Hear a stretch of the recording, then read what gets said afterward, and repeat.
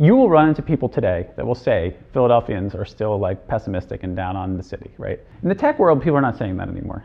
People are saying, people are excited about what's happening here, and people are seeing that we're like actually being looked at from around the world for things we're doing here. So like Indy Hall as an example is really many ways the model that people look at for how do you run a sustainable co-working space.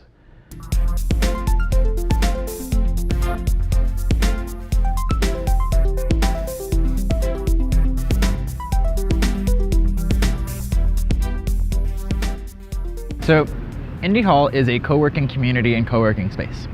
And I say both with a lot of intent, because one of the differences that I think makes Indy Hall and not just another co-working space is not that it's the first or the biggest or the most profitable.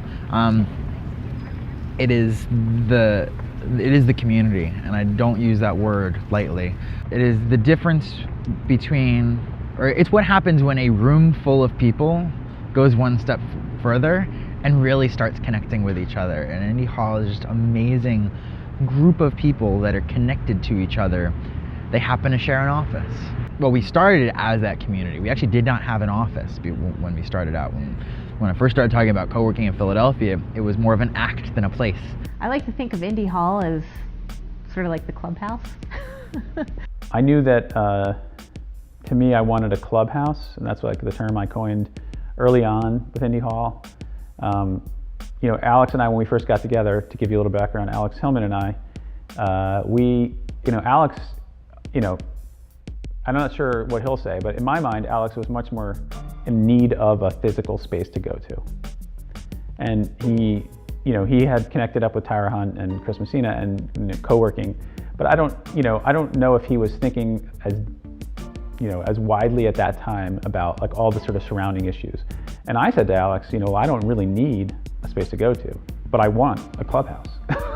The original slogan of the organization was "Because working alone sucks." And there was a group called PANMA that had a mailing list, and still exists today. I'm still on the mailing list.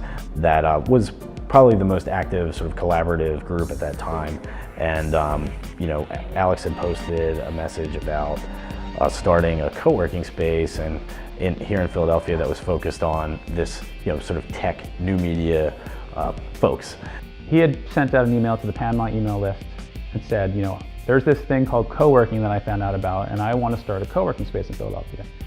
And I just remember thinking a couple things. One, I was struck by his naivety, like his sort of like spirit, but like I knew that like he doesn't know what he's doing. And I don't even mean that to be mean, but I was thinking like, he's got a great heart. I could tell it from the email, but I don't know if he knows how to like turn this into like a reality. National Mechanics had just opened up. They weren't serving lunch. They were only serving dinner and drinks. And so I emailed in and said, I've got this group of people that we get together to work. I heard you guys have Wi-Fi, and I know you've got a cool place. Is it possible for us to come in and work during the day as long as we're out of the way of your staff, and then at 5 o'clock you have a captive audience for happy hour? And they said, yeah, sure, sounds great. And so that began the really long-standing relationship that we have with National Mechanics. But it was at that point where we started doing that every other week or so, and the group was growing into like 15, 20 people that were getting together, and some of us were saying, well, if we had our own office, we could do this every day. This is really great. We're really enjoying ourselves. And so Jeff and I sat down to figure out between us what a business model that could support this was, because we were willing to do it, but only if it could, at the very least, pay for itself. Like one of the big innovations that we brought to co-working was this idea of a basic membership, which is $25 a month, which gives you 1 day of co-working included, but it's your basic member. You're a member of the community. All the co-working spaces previous to that, now there was only a couple in San Francisco, there was no concept of a basic membership.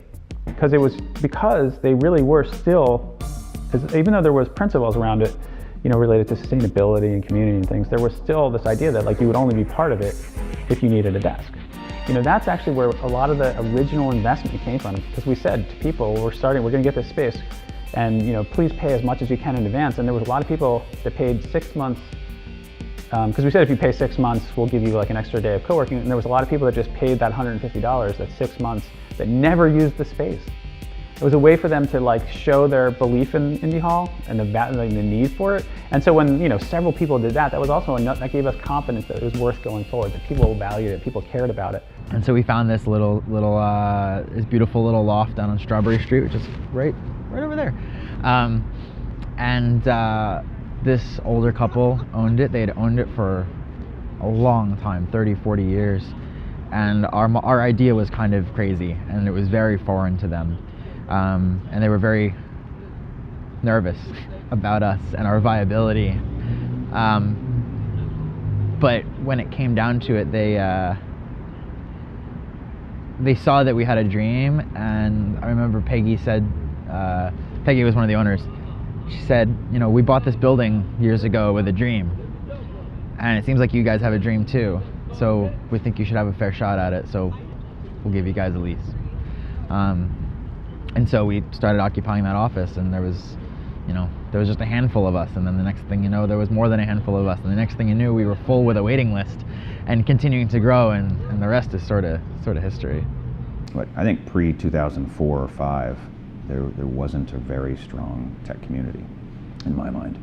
There's lots of people doing neat things, but there wasn't this, let's all meet in certain areas and have different presentations, and let's all share information about what we're working on. It was fragmented and disjointed. I think everybody had a complex of, oh, we're not New York, oh, we're not San Francisco, and eventually everybody said, you know what, we're kicking ass in Philadelphia.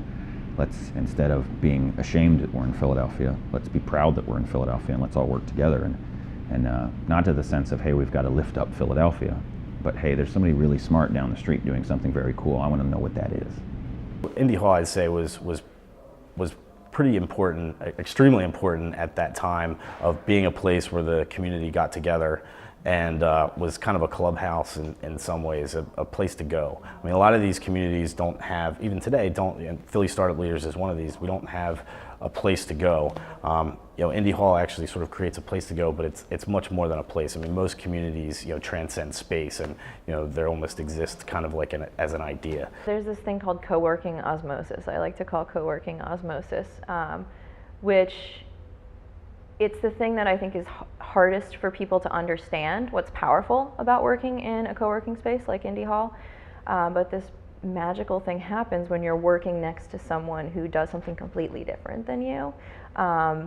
And I have one great example of this guy, Everett. I started sitting next to him for some reason. We would just keep sitting in the hall, and that happens, like the hall changes a lot, so it rotates and you're always around new people. So a shuffling occurred, and I end up sitting next to Everett, and he's a developer, and he's doing some sort of troubleshooting all day long. And it's not like I'm eavesdropping, but I'm sort of like absorbing sort of the way he's talking to the person, the sorts of issues, and I feel like I'm learning something about what he does, but also, I'm getting a very clear picture of the developer and what their work day is like and what their experiences are like, and I have to work with the developer in my capacity.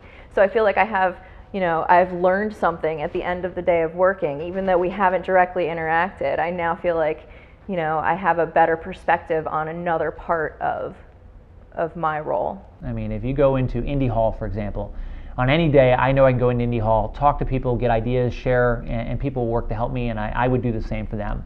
And I think that is really unique about our ecosystem. Our culture here it's a very giving culture. That's the magic of Indy Hall, is that you walk in there and all the cool things that are happening or have happened are things that the members did. The members decided to do and then did. Not decided to do and then ask us to do, but they decided that they wanted it, and I made it my job, or whoever our office manager's job at the time is, to make sure they have everything they need to make it possible. So at the ground level, Indy Hall's offering is very simple. It's desk, chairs, power, internet, and a convenient location. Good coffee, some conference rooms, and most importantly, just a room full of smart, interesting, creative people to call your coworkers.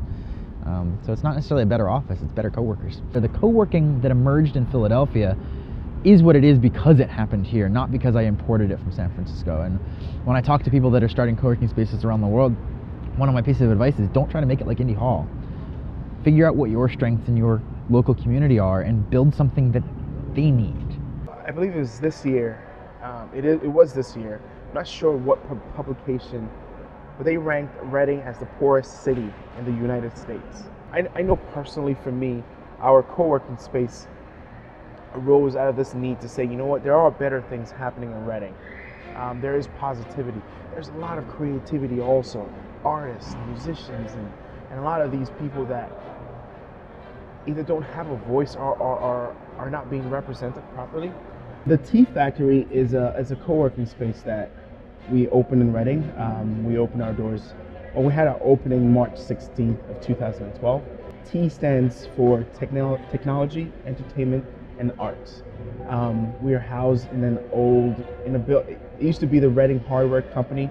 It's a factory that made doorknobs and steel beams and things like that. So we felt that the name was applicable, and it's a space that we hope to, I know this is going to sound grandiose, to be this beacon.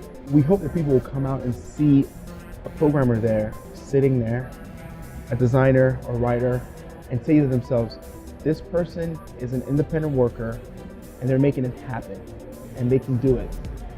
I can as well. So the interesting thing with the co-working movement that's happening is that no one has a formula, right? People are figuring it out, because once it involves humans, once it involves community, there is a massive amount of ambiguity there. There are, however, tenets. There's the collaboration, there's the cooperation, there's the sharing. Those will not change, but when you make the conscious decision to say, I want to start up a co-working space, I would like to start up a meetup, anything that involves people, I think by default becomes an experiment. If you look at an office and you take away all of the things that people think are supposed to be there, and you only put in the things that have to be there, and then make it known that everyone there can add the rest, sort of leave everything kind of unfinished, the office ends up in perpetual beta. It's constantly changing. And it's important that it cannot be about me, it cannot be about the guy speaking, it cannot be about the founders. It has to be about the community. That's with anything, right? That's not just technology, that's not just co-working, that's family, that's relationships, that's anything. It can't be about individuals, it has to be about this collective. And that's what we're learning every day.